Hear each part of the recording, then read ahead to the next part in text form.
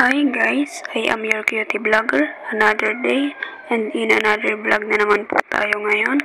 For today's video, samahan nyo naman po ako gumawa ng vlog sa araw na to, kaya naman, let's go! Umaga nga ay nagpasama na nga pala ako sa aking pinsan para makapagbayad ng bill ng kuryente namin. Thank you.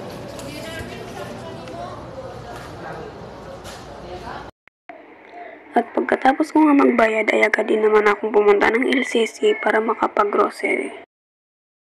At pagkatapos ko nga pala sa LCC ay agad din naman ako pumunta ng Tooto para bumili ng hanger.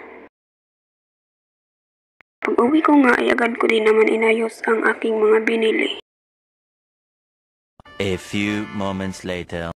Hapon nga ay pumunta din naman ako ng simbahan para makapagsindi ng kandila.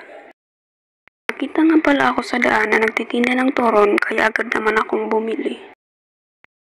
Bumili na nga din pala ako ng pasalubong para sa aking mga pamangkin. A few moments later. Nung pag-uwi ko nga ay agad ko din naman binigay ang aking dalang pasalubong at binigyan ko na din ng pera ang mama at papa. Hanggang dito na lang guys. Thank you for watching. I love you. Mwah.